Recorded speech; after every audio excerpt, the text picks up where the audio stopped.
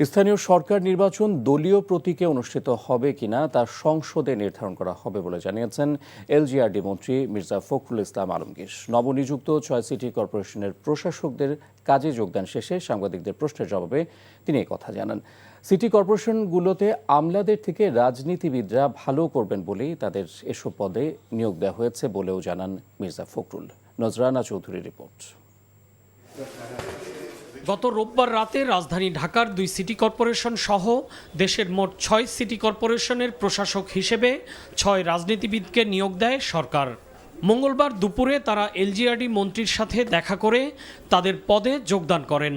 এ সময় ৬ সিটির প্রশাসকরা মশক নিধন, যানজট নিয়ন্ত্রণ, রাস্তাঘাট মেরামত সহ তাদের উপর অর্পিত দায়িত্ব সর্বোচ্চ গুরুত্ব দিয়ে পালন করবেন বলে জানান। আমরা অন্তত চেষ্টা করব যে জনগণের যে সমস্ত অভাব অভিযোগ যেগুলো আছে সেগুলো আমাদের পর্যায়ে যেগুলো সমাধান করার সেগুলো আমাদের পর্যায়ে করব, যেগুলো আমাদের পর্যায়ে সম্ভব না সেগুলো সরকারের কাছে আমরা তুলে ধরব। ইদানিংকালে পত্রপত্রিকায় দেখছি, কালকে থেকে হয়তো আমরা আরও বেশি করে মশকের বিষয়ে আমরা পত্রিকায় দেখতে পাবো, কারণ আজকে আমরা দায়িত্ব নিয়েছি। সেই দায়িত্ববোধ থেকে আমরা চেষ্টা চালিয়ে যাব যে মশাকে নিয়ন্ত্রণ কিভাবে করা যায়। আমরা যেহেতু অফিসে বসিনি, আগামীকালকে ইনশাআল্লাহ অফিসিয়ালভাবে অফিসে বসে দ্রুত গতিতে এটাকে নিয়ন্ত্রণের মধ্যে নিয়ে আসার চেষ্টা করব। নগরবাসীকে সুন্দর সার্ভিস দেওয়া এবং গত 18 মাসে যেটি সম্ভব হয় নাই, আসলে রাজনৈতিক নেতৃত্বই পারে জনগণের কাছাকাছি থেকেই জনগণের দুর্ভোগ লাগবে কাজ করতে।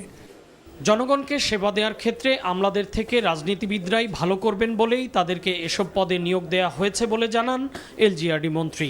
যেসব স্থানীয় সরকার প্রতিষ্ঠানের মেয়াদ শেষ হয়েছে সেগুলোতে ধাপে ধাপে নির্বাচন দেওয়া হবে বলেও জানান তিনি। আমরা প্রশাসক নিয়োগ দিয়েছি, আপনার আগে ছিল সরকারি কর্মকর্তারা, সেখানে আমরা দিচ্ছি আপনার রাজনৈতিক ব্যক্তিদেরকে।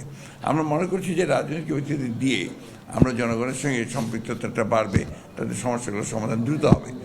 এটা হচ্ছে প্রথম কাজ। এবং যখনই একটা কর্পোরেশনের মেয়াদ যে বিষয়টা আসবে, গভর্নমেন্টের সিদ্ধান্ত যে ইলেকশন হবে, দলীয় প্রতীকে হবে নাকি আপনার দলীয় প্রতীকে হবে না, it will be decided in the parliament.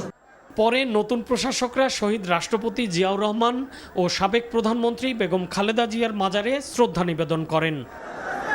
নজরানা Chowdhury, NTV news, Dhaka. এখন পিরিয়ড হোক রেগুলার বা হেভি, প্রয়োজন মতো কনফিডেন্স আছে রেডি। Play with confidence.